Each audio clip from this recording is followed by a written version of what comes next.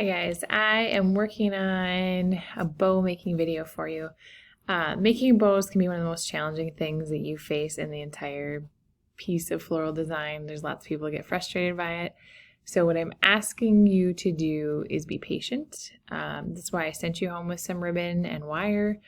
If you guys look at your book has, on page 54, there's this lovely step-by-step guide.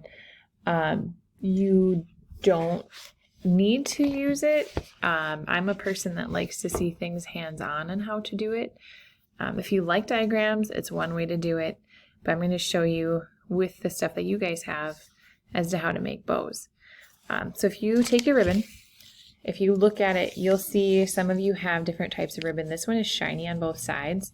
Most floral ribbon is actually an acetate paper.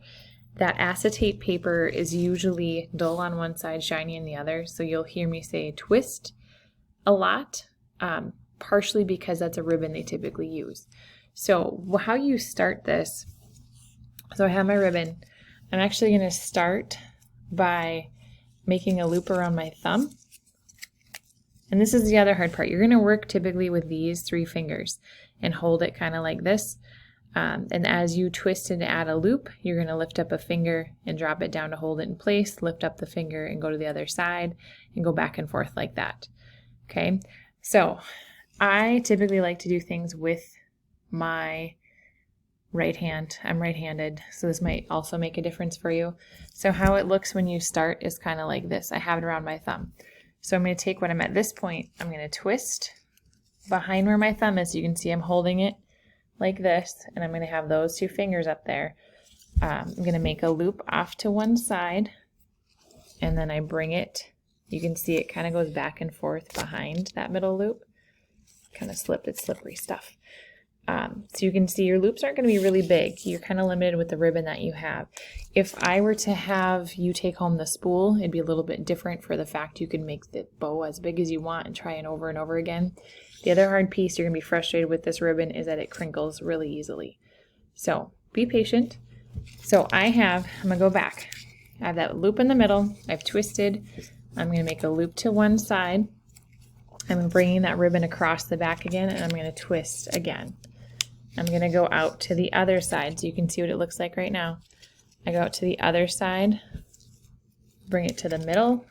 I'm going to twist. Every time I'm going to the middle, I'm twisting the ribbon. Part of it, even though this is shiny on both sides, I don't want to add bulk to where my wire is going to go. So this is what it looks like at this point. Oop, there you go. And I am going to go back and forth. So at this point here, I'm making my twist, going back to that other side, making my twist in the middle, going out the other way. So you just keep going back and forth. And honestly, I would maybe stop at this point where you have 5 loops. You're always going to have an odd number because you have the 1 loop in the middle, and you're going to have an even number on either side.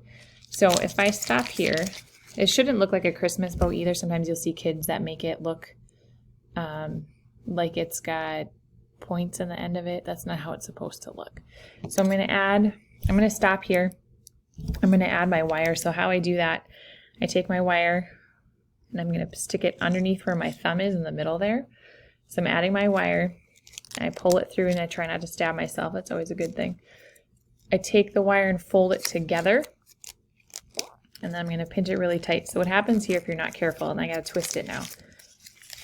If I'm not careful, that whole bow is going to fall apart. So this is kind of what it's going to look like when you're done. What I would also do, obviously you can see I have a really long piece left over. I would cut that to make it match.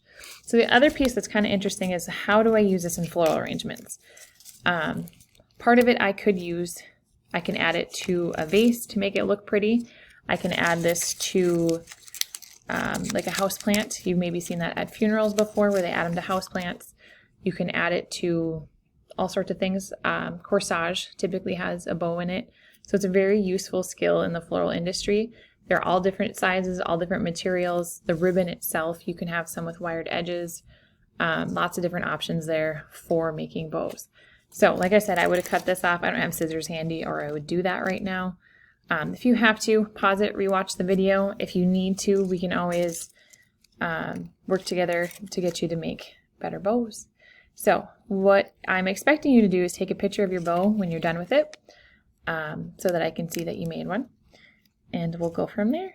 Have a great day.